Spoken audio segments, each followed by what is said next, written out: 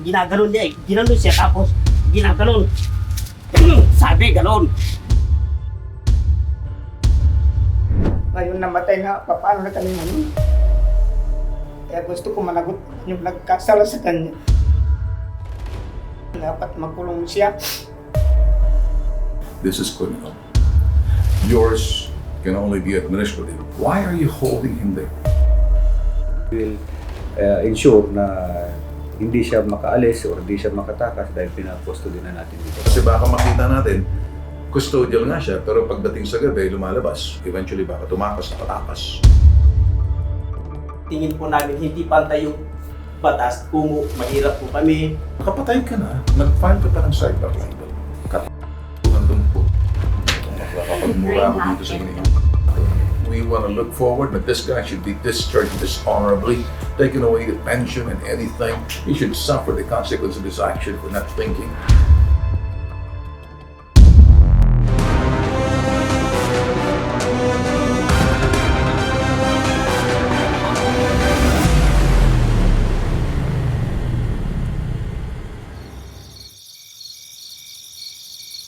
At 13 ng Hulyo, taong kasalukuyan, pasado alas 11 ng gabi, sa isang barracks na nagsisilbing tulugan ng mga nagbabantay sa loob ng quarry site sa barangay Santa Lucia, Capas, Tarlac, naganap ang matinding pangbubugbog ng isang Army Major na naka-assign sa Intel Division sa Fort Bonifacio, Taguig, Metro Manila. Ang biktima, isang katutubong Aita na miyembro ng CAFGO na makikitulog lang sana sa kanyang pinsan sa quarry site. Walang humpay na pinagtatadyakan pinagsisipa ang biktimang Aita na nakahiga na sa lupa. Ang suspect na si Major Albert Peralta may hawak na baril. Nagawa pang magbanta ng walang sino man pwedeng makialam sa mga kaanak ng biktima. Natigil na lang ang pambubugbog nang napansin ni Major Peralta na nawala na ng malay ang biktima na nakahandusay na sa lupa. Iniwan ng suspect ang biktima tsaka isinugod ng mga kaanak sa ospital. 14 ng Hulyo, alas 12 ng tanghali, idineklara na ng walang buhay ang biktima na si Randy Manalo. Sa death certificate, ang sanhi ng pagkamatay ng biktima, acute multiple organ failure, blunt traumas to the head, traumatic injuries to the trunk and extremities secondary to alleged mauling.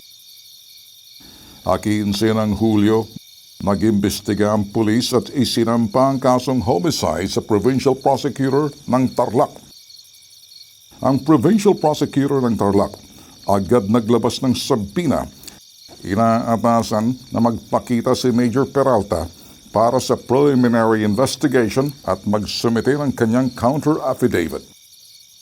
8 ng Agosto, naghain si Major Peralta ng motion for extension para sa pagsumite ng kanyang counter-affidavit.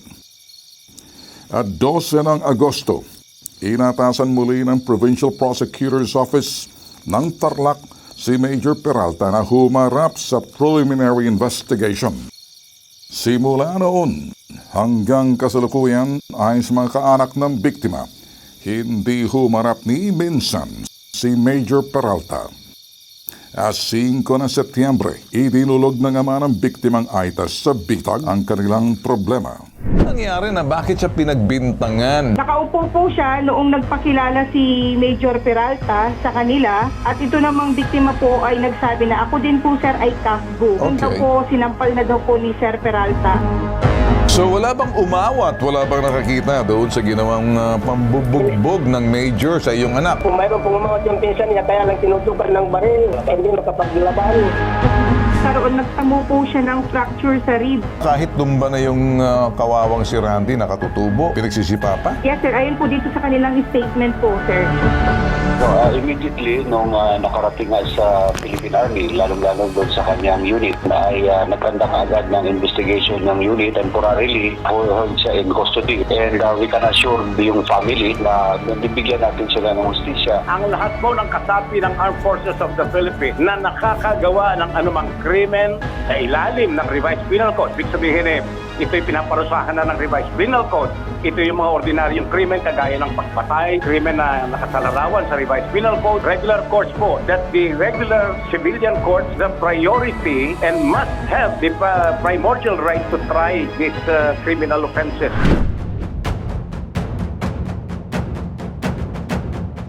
Agad kumilos ang Bitag Investigative Team at tinungo ang Kapas Tarlac upang makausap ang pamilya ng Aitang Cafgo na namatay dahil sa pambubugbog ni Major Peralta.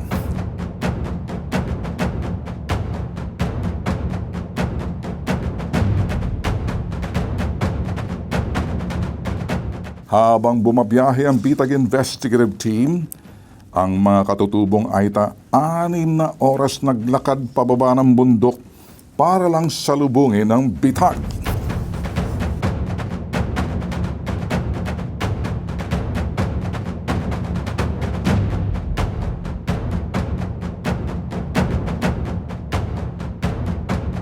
Si Gaspar Manalo, pinsan ng biktima, nasaksihan kung paano binugbog ni Major Peralta ang Cafgo at katutubong Aita na si Randy Manalo.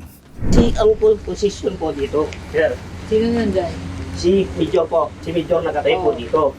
Hawak po ng baril dito. Sabi yung sundalo nagpakilala sa akin, sabi, ako po, sabi niya, kilala mo ba ako? Sabi po niya, hindi po. Gusto mo ba akong makilala? Sabi niya, opo sir. Ako si Major Peralta, sabi ko. Si Pegaron. Nung natumba po, tumayo po ako dahil kunin ko sana yung bata. Sir, ako walang kasalanan yan, sabi ko. Wala kang pakialam, sabi. Wala kang pakialam. Gusto mo, ikaw pa rin, wala. Galit po eh. Ngayon, nung nilokso ng ganon, pinagsisipan ng ganon, matagal. Maawa po kayo, sabi ko, huwag kang tigil mo. Hindi ba, nandun na po, nasubsub na po doon. Nakahiga na dyan. Nakahiga na po. Okay. Hindi na po nakagalaw. Ano bang ginawa niyo nakahiga? Ganun po yung tira ng kapatid ko, sir eh.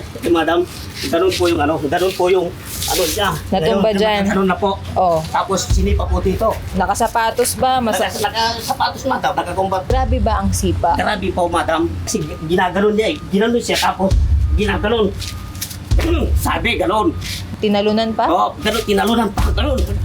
Dadalhin na yata kita ilalabas sa salbit, sabi niya eh. Sabi po niya, huwag kang pag-alis ko, sabi niya, sa tagal ng panahon, huwag kang maglabas ng kaso dito sabi. Para hindi ka may damay. Hindi na po ako nakakibo dahil sa takot po na naramdaman ko. Noon, sumakay na po, umalis na po. Dumating naman yung manugang po, nakamotor. Dinala na po namin sa ospital. May malay, walang malay. Wala nang malay po. Dahil lumaspas na po yung dugo sa bibig at sa ilong. Sir Peralta, alam mo naman, kitang-kita mo napakaliit na tao tapos pinahirapan mo pa siya ng ganun. Ay. Sir, dapat... Ay, hindi ko na po Hindi ko po akalaing magagawa mo yung ganun sa aming kapatid. Halos kayo po ang lamang sa amin. Kagaya po ng kapatid ko, siya, Cafgo lang siya, ikaw Major. Sa pamumuhay, siya rin po ang lamang sa amin. Kahit saan anggulo po tignan, kami lahat dihado po.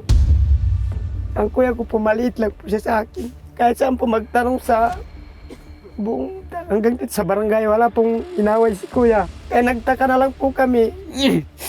Nung nabalitaan namin na may nangyari po, hanggang ngayon durog pa po yung puso namin dahil wala pa pong nakukuhang ustisya po yung kapatid namin.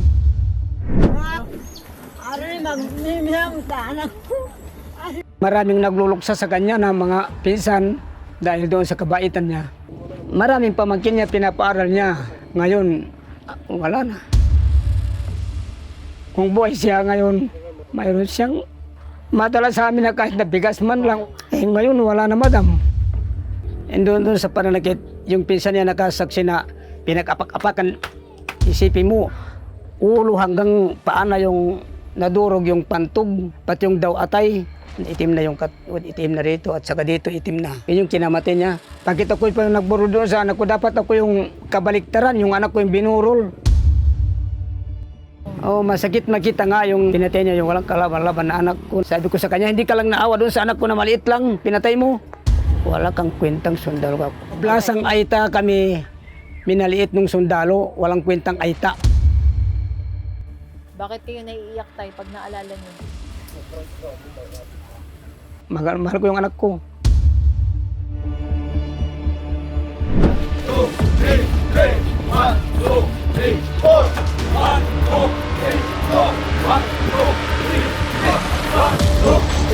Habang nasa Kapas Tarlac, nakausap ng bitag ang Kafgo na si Ruben Tanglao, dating kasamahan ng biktimang si Randy Manalo. Matagal na namin kakilala, matagal ko nang kasama si Manalo sa serbisyo. Kaya alam ko at ugali niya. Wala akong masasabi sa kanya dahil masipag, unang-una masipag, matyaga sa trabaho, lalong-lalo sa mga kabundukan, yung pinahahanap kami.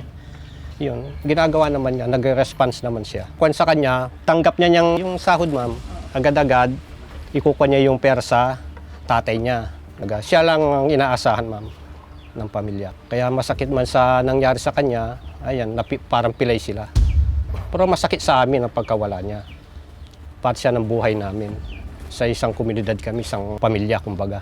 Sana bilisan naman yung pag-iimbestiga nila para kung ano yung lalabas na resulta para makapanagot naman yung hindi tama ang ginawa. Kung ako lang hahatol, talagang hatulang ko agad kasi tao na pinatay na Kasi may ebidensya naman, ma'am Buhay ang kinuha niya. Dapat mabilis din sana, ma'am. Yun lang ang pakiusap ko sana para makaroon naman ng ustisya ang kawawa naming kapatid sa serbisyo.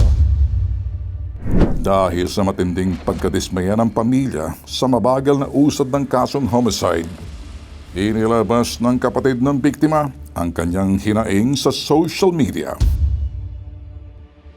Ang nasabing post, ginamit ni Major Peralta na dahilan para sampahan ng kasong cyber libel ang kapatid ni Randy na si Malu. Si Malu po dahil sa hindi pa na-resolbahan po yung kaso ng aming kapatid na si Randy, nag-post po si Malu. Tapos doon na naman po nakasuhan na naman yung kapatid ko na si Malu ng yun nga po yung pagtungkol doon sa pagpupos. Ngayon ilang beses na po humarap si tatay ko sa prosecutor. Yung sa amin po doon sa kapatid namin na namatay, halos hanggang ngayon wala mga update. Doon sa level na kaso, hindi namin kasalanan yun. Dahil paano namin kasalanan yan na hindi naman namin magawa yun kung hindi siya nagkasala sa amin. Kaya naipus yan dahil doon sa ginawa niya na pinatay niya. Anong mas mahalaga doon sa pagpatay at saka doon sa pagpost? Wala kaming alam na kaso pala yun o ano. Dahil kami mga katutubo, inosente, walang alam.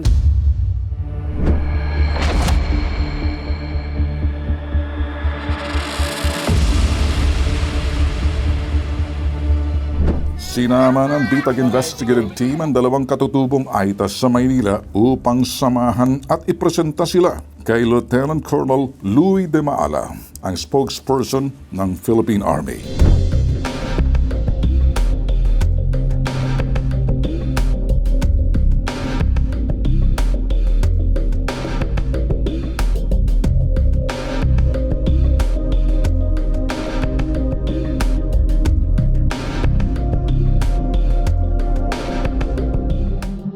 Is he under the custody of Fort Bonifacio? Nasa custodial center natin siya ngayon. Okay. Kumbaga yung custodial center, nandiyan lahat nakakulong ng may mga kaso. Or was he transferred from Tarlac to Fort Bonifacio? Assigned talaga siya sa intelligence regiment. And during that time, nung nangyari yung incident, is nakabakasyon siya. Si Major Peralta is supposed to be reassigned to 8th Infantry Division sa Samar area. Okay. So nung nalaman natin na meron siyang ongoing case sa criminal case, kaya pinahold na natin and na natin siya for custody. Have you been getting the summon ng DOJ? Nalaman natin na mayroon siya existing na criminal case because of that subpoena. Let's talk about Republic Act. Let me cite to you Republic Act. Let's go ahead. 7055. As I said earlier, this is civilian supremacy, the court, which is to which hindi pwedeng i-apply dito yung military court. So much so that this is not service-related. He was on vacation. He was not performing his duty as an intelligence officer at that time. This is criminal. Yours can only be administrative. Criminal case is being handled by civilian court, administrative and So I understand. Why are you holding him there instead of siguro submitting him under the jurisdiction of the provincial prosecutor's office. Sa ngayon, sir, ang initial action ng Philippine Army is to hold him while ongoing para hindi siya to ensure na maharap niya talaga yung kaso. Yes. And once na yung court, yung kapag-release ng warrant, we will definitely turn him over. You're now waiting for the warrant of arrest. Yes. Once na-issue warrant of arrest, we would like to make sure that he will be arrested by the civilian court. Kung siya ay magbibigyan ng warrant of arrest, ano naman po ang administrative side or sa part ng Philippine Army? Yes, actually ongoing investigation ng intelligence regiment for his administrative case, and after that investigation, result that will be forwarded doon sa Provo Marshal ng Philippine Army, and the Provo Marshal will determine maximum penalty niyan, sanction is discharge, separation from the service. Kahit hindi pa tapos yun sa criminal court, pwede na siyang ma-discharge dito, ma-separate from the service. And kung may warrant of arrest na siya, pwede kung saan siya ikukulong, doon natin siya Nakita ko sa inyo na you're not condoning under the process sinusunod ninyo. Ito po yung dala po namin ang mga magulang. Siya pa yung ama ng namatay at siya pa yung pinsan na palagay ko the first step to attaining justice is for us to listen. Pakinggan sila. That they're not being neglected. Tay, gusto mong magsalita? Kayo nandito. Sana managot naman yung nagkapatay. Nung namatay na ito, wala na kaming hanap buhay.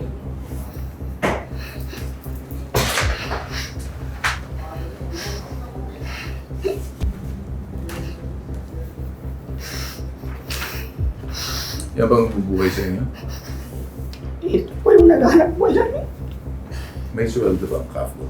Meron silang allowance, sir. Nagbibigay suporta sa iyo? Suporta po. Ito lang po, sir, yung trabaho. Yan may trabaho. CAFGO. Ngayon namatay na, paano na kami ngayon? Na siya daw yung naghanap buhay pag namatay, ano na yung mangyayari? Kaya gusto ko managot yung nagkasala sa kanya. Dapat magkulong siya. Kami po ay malaking pagrespeto, lalo po sa mga kasundaluhan. Tapos nung nabalitaan po namin na ganyan po yung pamilya namin ni Peralta, yung pang nagkaroon po kami ng pag-aalinlangan ba na lumapit sa mga sundalo. Tingin po namin hindi pantay yung batas, kung mahirap po kami, doon po namin nakikita na may kinikiling ng batas. Pero yung pagpatay na napakasakit na hindi po namin nakakamit yung hustisya. This is the effect of the problem. You file a case, the libel case, may time ka pa mag-file ng cyber libel. Na would in fact, you hardly even acknowledge itong sa mga prosecutor. Now, how dare you make a mockery of that court against the victim? Katuhan tong po. Makakapagmura ako dito sa inyo. I don't know kung ang nasa utak niya. Nakapatay ka na, nag-file ka pa ng cyber libel. Gagamitin mo pang korte. We want to look forward that this guy should be discharged dishonorably, taken away the pension and anything. He should suffer the consequence of his action for not thinking. That's not the soul of a soldier. Hindi sundalo yun. Ang guidance ni General Navarrete to ensure na maimbestigahan lahat ito. We can assure you po na talagang justice will be given doon sa anak ninyo, and we will ensure na hindi siya makaalis or hindi siya makatakas dahil pinag-custody na natin dito. Sa akin, gusto natin mangyari na hindi siya pwedeng eventually baka tumakas, nakatakas. Magkakaroon tayong anesthesia, especially pag nasa custody ninyo siya, tapos all of a sudden, na huwag naman sana matakas o tumakas. Or kasi baka makita natin, custodial nga siya, pero pagdating sa gabi, lumalabas. Yan ang nangyayari kahit sa US camp yan, nangyayari. Tapos all of a sudden, hindi na babalik. So kung papakita natin, ang military natin has the integrity, the credibility, the honor, the respect. This is exactly what you need to do.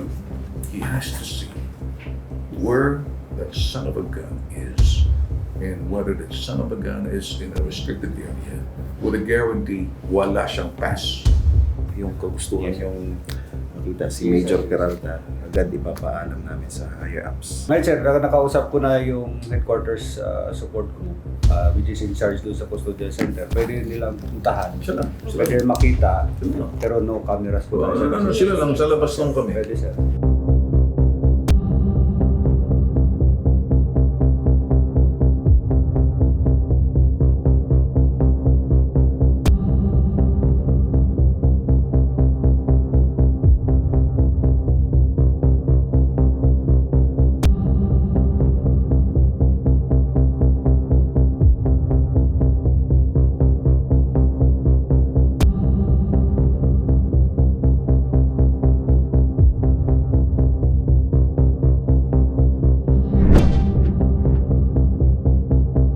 iniharap din ng bitag ang mga katutubong AITA sa IBMI NGO at sa Regional Director ng National Commission on Indigenous People, Region 3. RD, isa daw po pala sa challenges po na pinakaharap din po ng complainant po natin is hindi po nila maintindihan yung mga case documents na dumadating sa kanila. Gawin na lang namin na yung appearance kasama ng NCAP para kami na lang magpaliwanag sa inyo kung anong audit, di ba ba, si paliwanag sa inyo. Ipapalwap ko na lang yung kaso kung anong pinailaman sa namin para may paliwanag sa inyo.